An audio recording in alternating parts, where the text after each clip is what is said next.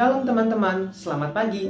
Kita sungguh bersyukur sebab atas kasih karunia Tuhan kita dapat kembali bertemu di sekolah dan mengikuti devotion pada hari ini. Mari pada saat ini kita datang ke hadapan Tuhan untuk memuji, meninggikan, dan memuliakan nama Tuhan. Mari kita bernyanyi. Teman-teman, mari kita menyanyikan lagu pujian Kasih Allah. Kasih Allah amat besar dan tak dapat dilukiskan, lebih tinggi dari bintang, namun mencapai dunia. Mengaruniakan anaknya, memberikan kemenangan, mendamaikan dan mengampuni orang-orang berdosa. Kasih-Nya tak terduga, betapa kayanya, tetap dinyanyikan malam dan saleh-salehnya. Teman-teman, mari kita bersatu di dalam doa. Selamat pagi Bapa, selamat pagi Kristus, selamat pagi Roh Kudus. Terima kasih atas nafas kehidupan yang kembali Kau berikan kepada kami pada hari ini. Terima kasih sebab atas penyertaan-Mu kami dapat kembali bertemu di sini untuk mengikuti devotion. Ya Tuhan, kiranya Engkau kendalikan pikiran kami, Engkau kendalikan tubuh kami, agar jauh dari kuasa si jahat dan dapat mendengar firman-Mu dengan fokus. Ya Tuhan, kiranya hidup kami hanya tertuju kepadamu, kiranya Engkau jauhkan kami dari segala sesuatu yang tidak benar di hadapan-Mu. Ya Tuhan, di sini kami merendah, di sini kami meminta ampun atas segala dosa dan pelanggaran yang pernah kami perbuat, baik secara sengaja maupun tidak sengaja. Tuhan kira kembali kuduskan kami, Tuhan sucikan kami dengan curahan darah anak-Mu yang kudus, dan dengan api yang menguduskan dalam nama Roh Kudus. Terima kasih Tuhan, terima kasih Bapa, terima kasih Kristus, terima kasih Roh Kudus. Hanya di dalam nama anak-Mu, Tuhan Yesus Kristus, Juru Selamat kami yang hidup, Perantara kami yang agung, Tuhan kami yang perkasa, kami berdoa. Amin. Teman-teman, mari kita ucapkan ayat hafalan kita minggu ini yang terambil dari Yesaya 53 ayat 5a. Tetapi dia tertikam oleh karena pemberontakan kita. Dia diremukkan oleh karena kejahatan kita. Yesaya 53 verse 5a. But he was pierced for our transgression. He was crushed by our iniquities.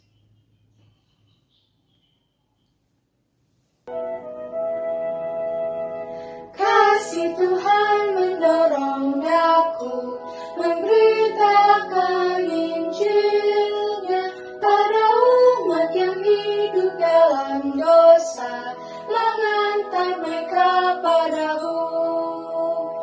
Hanya Kristus, Juru Selamat yang hidup.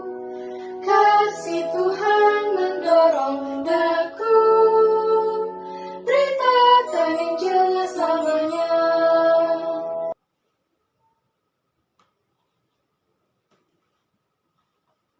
Shalom, selamat pagi semuanya.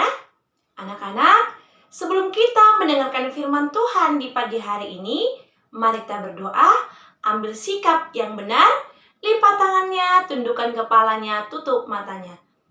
Tuhan Yesus yang baik, terima kasih buat anugerah dan kasih Tuhan yang selalu menyertai, melindungi, dan memberikan kami kesehatan. Tuhan Yesus, pagi hari ini kami akan mendengarkan firman-Mu. Kiranya Roh Kudus-Mu yang bekerja di setiap hati dan pikiran kami. Sehingga ya Tuhan, firman yang kami dengarkan di pagi hari ini boleh kami mengerti dan boleh kami lakukan dalam kehidupan kami. Terima kasih ya Tuhan Yesus. Dalam nama Tuhan Yesus kami berdoa. Amin. Firman Tuhan yang kita dengarkan di pagi hari ini tertulis di Rut 1 sampai dengan Rut yang keempat.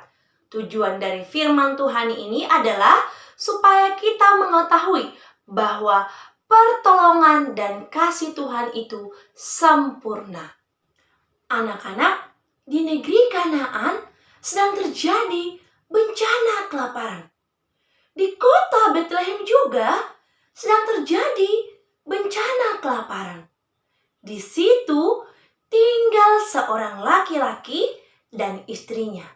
Nama laki-laki itu adalah Elimelek dan istrinya adalah Naomi.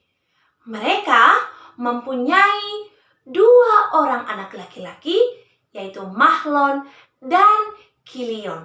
Anak-anak, karena tidak tahan lagi, Elimelek menjual rumah dan ladangnya.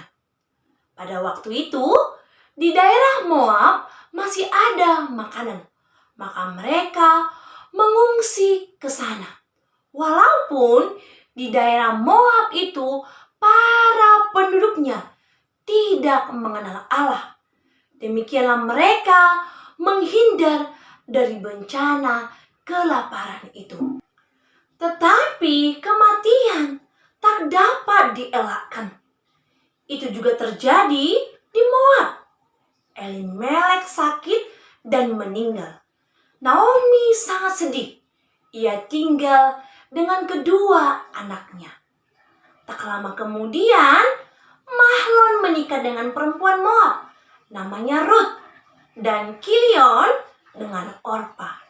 Tapi 10 tahun kemudian, kedua anaknya pun meninggal. Tinggallah Naomi dan kedua menantunya dalam kesunyian. Ketika Naomi mendengar bahwa Israel sudah dibebaskan dari bencana kelaparan oleh Tuhan Allah, ia berkemas dan berangkat ke Bethlehem. Di sana tempat tinggalnya dulu. Rut dan Orpa mengantar ibu mertuanya. Mereka sama-sama kehilangan suami dan sekarang harus berpisah lagi. Mereka berpelukan sambil menangis. Kemudian Naomi berkata, "Pulang saja anak-anakku. Kembalilah kepada bangsa dan tanah airmu. Di sana kamu dapat menikah lagi dan berbahagia." Orpa memeluk mertuanya, lalu pulang sambil menangis. Tapi Rut tidak mau pergi. Bagi dia, mertuanya itu lebih dari seorang ibu. Dengan bantuan Naomi, Rut mengenal Tuhan, Allah bangsa Israel. Ia tidak mau kembali ke Moab, karena di sana mereka memuja berhala. Ia mau ikut Naomi.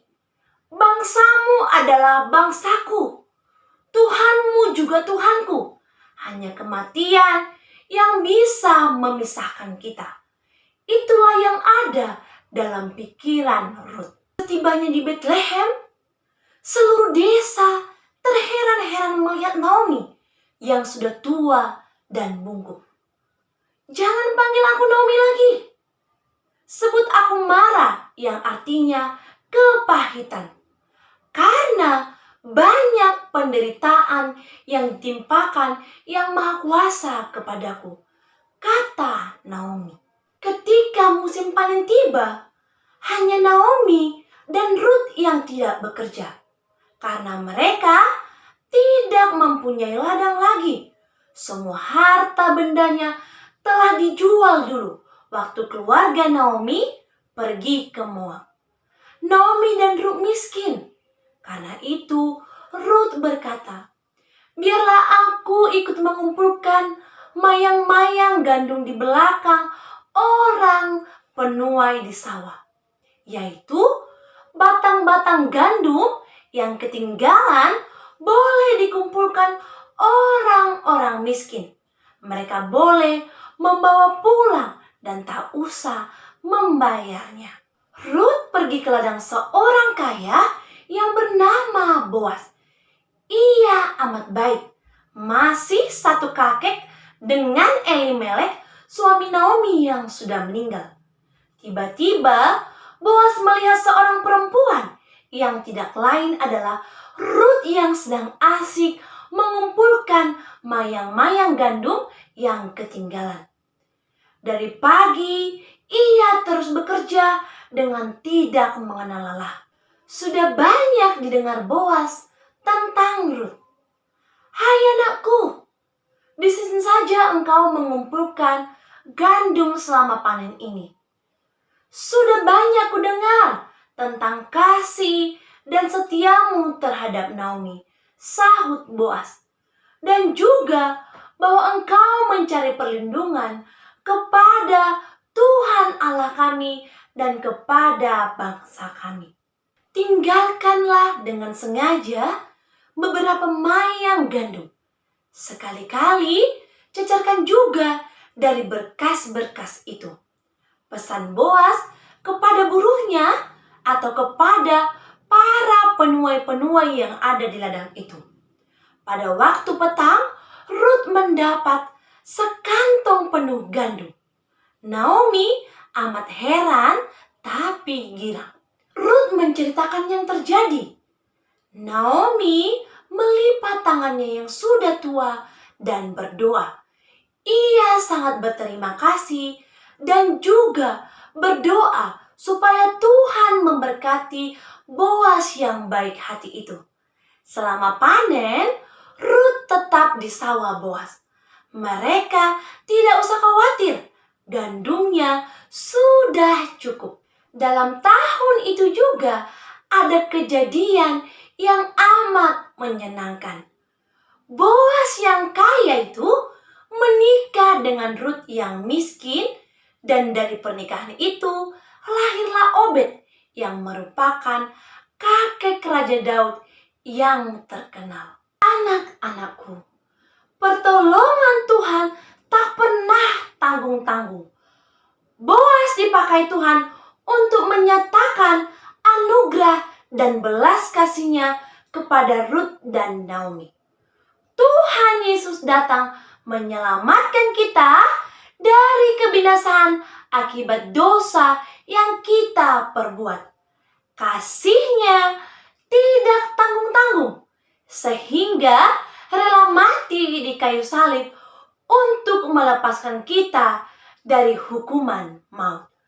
Terpujilah Tuhan. Amin. Mari kita kembali bersatu dalam doa. Lipat tangannya, tundukkan kepalanya, tutup matanya. Tuhan Yesus yang baik, kami sungguh bersyukur buat firman yang telah kami dengarkan di pagi hari ini. Kami menyadari ya Tuhan, bahwa kasih-Mu, anugerah-Mu, dan pertolongan-Mu begitu besar bagi setiap kami. Kami sungguh bersyukur buat pengorbanan Tuhan Yesus di kayu salib untuk menebus setiap kami dari dosa-dosa ya Tuhan. Terima kasih ya Tuhan. Pembelajaran hari ini kami serahkan kepada Tuhan. Kami percaya pertolongan Tuhan sempurna bagi setiap kami. Terima kasih ya Tuhan Yesus. Dalam nama Tuhan Yesus kami berdoa. Amin.